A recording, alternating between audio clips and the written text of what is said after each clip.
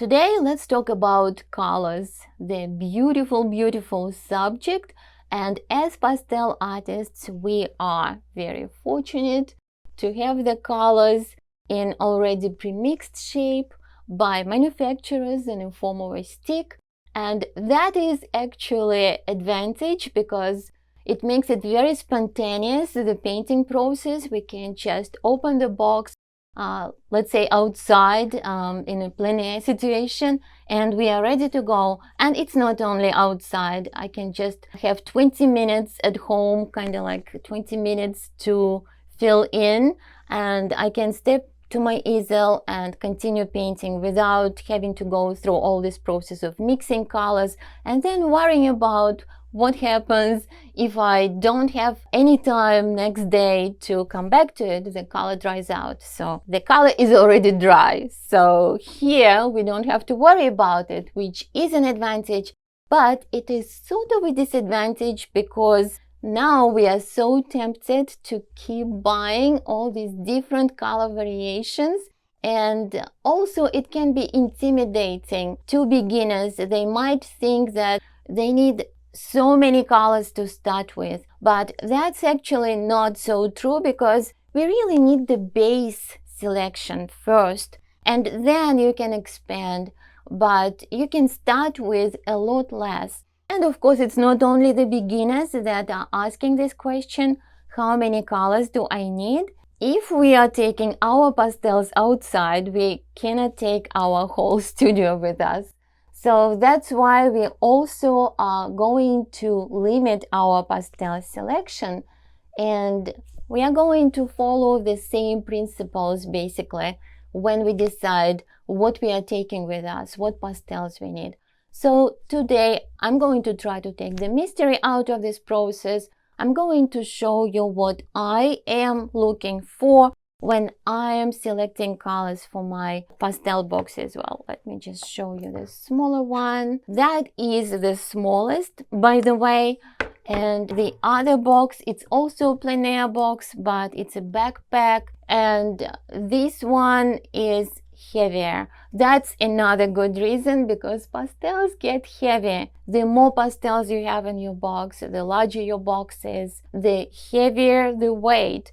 And if you have to carry it, even though, let's say, you go out to paint by car, but then once on location, you still need to transport your equipment somewhere, unless you just happen to find a beautiful place right where you parked your car. And if you don't have anyone to help you carry it, that might get quite heavy. That's what actually made me switch to this smaller box that I showed you.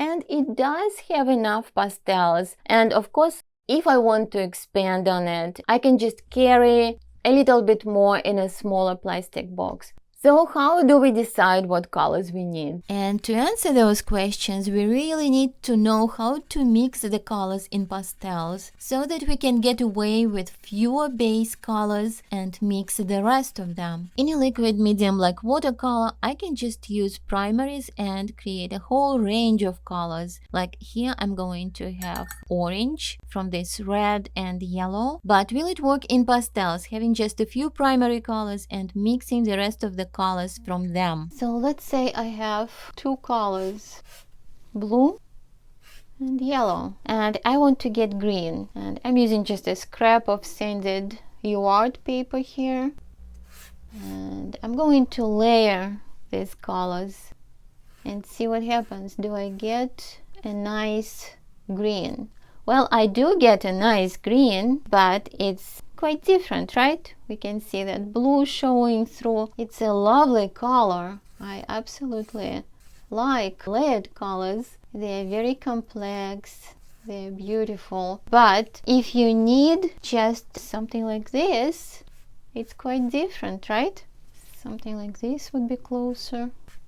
So it's not quite the same, and it doesn't really matter how many times I go over. It does get richer here. It fills up, but it's a different color. It's beautiful. It's just not the same, not that kind of consistent green, if that's what you wanted. And it might take time to mix it, and the results might be a little bit less predictable. So if you want to have green in your palette and ready to go, and in different values like here, and let's say we'll throw something even lighter here. These are great to just pick from the box, because you can just cover here the sunlit area with this, some midtones and the shadows, and then you can modify those a little bit with even cooler colors. Or let's say we'll add a little bit of this kind of darker orange here, and we again get that beautiful variation of color here, the lead color, but starting with that flat green. It definitely helps to have those in between secondary colors, we call them, right? So don't just rely on having the primaries like blue, yellow, red. Have also purples, oranges in your box. That will help you out just to work quicker, capture the light quicker. That's what plein air is about. And if you're a beginner, it also might make it a little bit easier, because you won't have to mix every color in between, and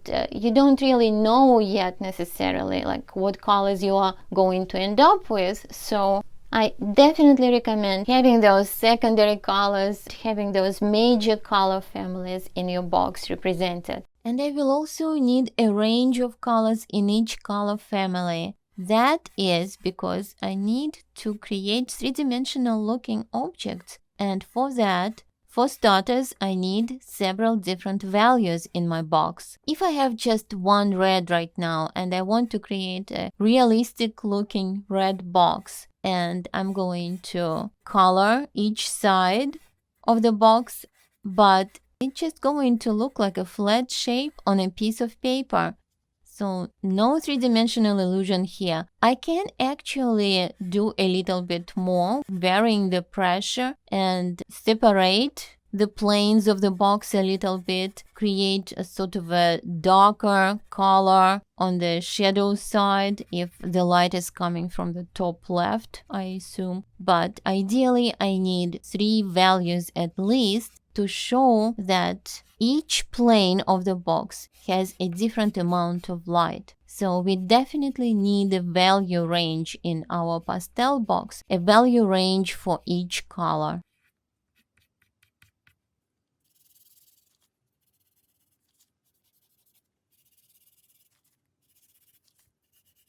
Let's take a look at the values. So I'm going to use this set. We actually have the values from very dark here to very light colors. And what we also notice, some of them are greener and some of them are kind of cooler, more blue. So I'm going to stick with cooler colors right now. Let's just be selective a little bit. I'm not going to put all of them here, but to give you an idea about the extended value range here, even though in the box they actually look somewhat similar, and even here, like this and this, quite similar, right? But gradually they are getting lighter. So here we definitely start seeing the lighter color, and I don't even have room here to continue to the lightest, but anyway, we'll stop somewhere.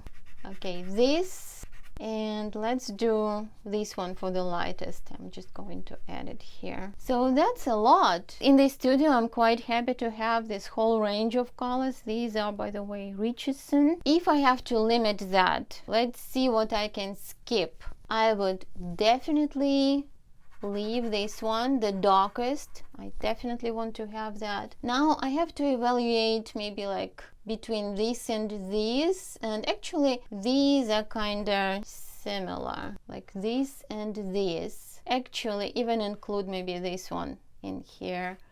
Having all 3 of them in a plein air set, or if you're just starting out, you don't need all 3 of them. Let's say I'll keep this one, and I can darken this with that and achieve something similar to this. if I need that color in between. And you might heard, and I might have said it in my tutorials, we really need to layer colors of the same value. Well, that's ideally, but the truth is, if we use the close neighbors, they're still going to give us a decent effect. It's not going to get chalky. But what would get us in trouble is if I take this dark color, right, and this lightest one, and try to get that in between color, and you see it doesn't really work. It just creates this gray chalky mess over there. So by itself, beautiful luminous color, beautiful neutral, but this is not a good idea. So moving on, quite similar, this one may be a little bit greener, so maybe I'll go with this one. We'll put this one here. And if I need something in between, just like I was using those two, now I can use this color to darken it a little bit. I can get something like this, a little bit darker than this, but a little bit different. Even that is actually going a little bit into detail here. So the next one may be this. I would keep. Very tempted to have this one as well, and the lightest. So these would be the colors. This. So I have 6, right? If I want to eliminate them further, like I don't have enough room, so maybe I can eliminate this one.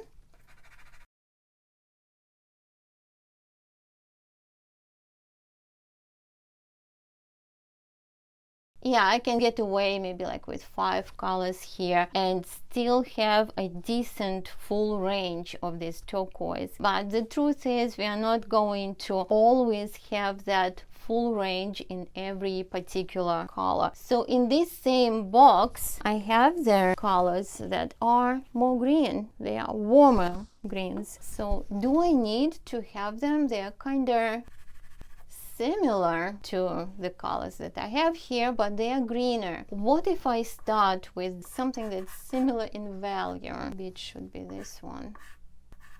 All right, let's try this and that. So if I take those cooler turquoise colors and I want to get something like this with adding some yellow maybe to it.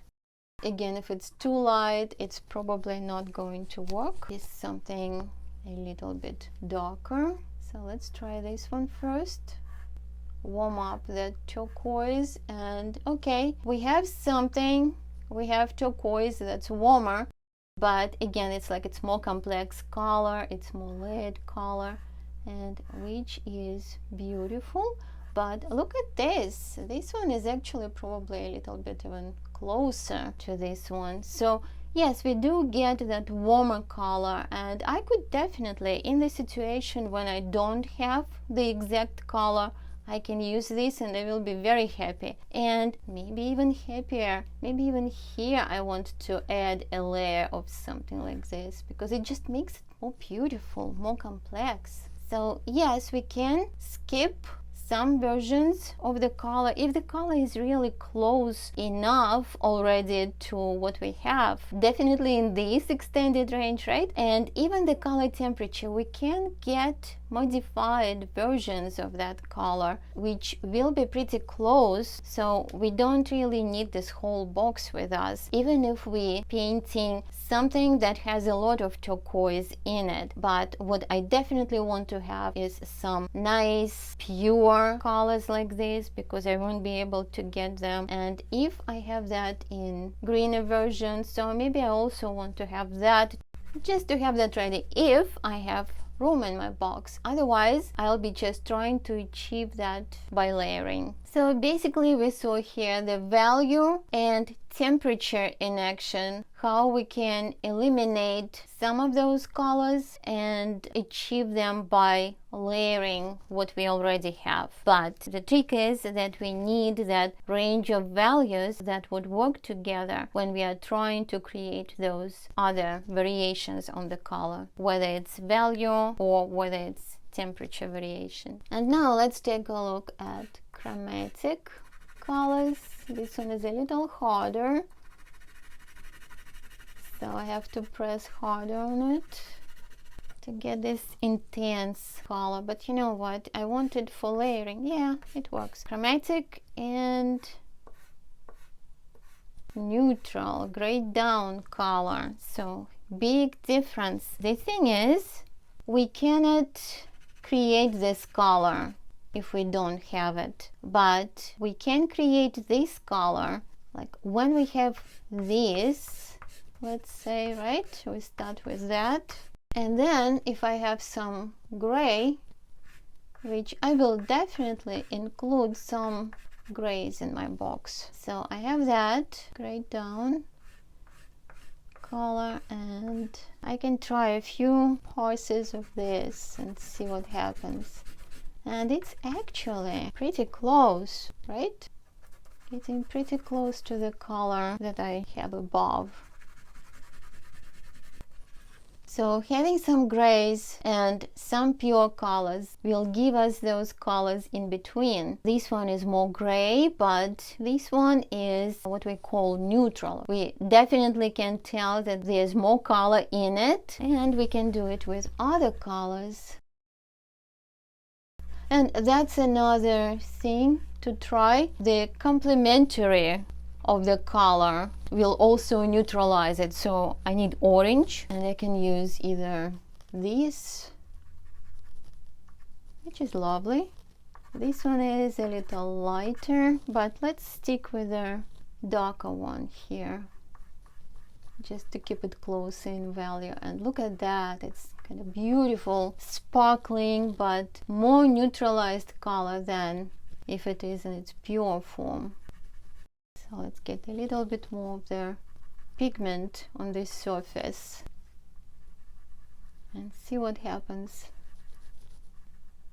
And this is a beautiful layered, very neutral here, but still there's that nice spark to it. So what else can we do? If I want to make it warmer and more neutral, I would use more neutral, warmer color, like something like this, for example. It's already more muted red. Or let's say I want to make it more green. Can use this more muted green and get that color variation. We can have all these different neutrals created by combining the colors that we have, given that we have some complementaries and also whatever we have a little bit more muted. That will help. So I would definitely suggest to play with the colors you have, see what kind of grays, neutrals you can achieve before you start shopping for a lot of those. But you definitely need these chromatic variations. You know, those loud ones that you don't really use in their open given form that much, but you do need them to show that something is glowing, that something is beautifully backlit particularly. And here's something else that you may do if you want to spend some time studying your colors. These are the values. This one is kind of getting lost here. It's very light, and that's that almost highlight value. And what I would do, particularly with my students in my live classes, we did that when they start with pastels. I would give them this chart so that they fill out, looking at their box, evaluating their colors, and then they will see, okay, I'm missing certain colors, that's what I will shop for, or I will try maybe see how I can get them by layering the colors that I have.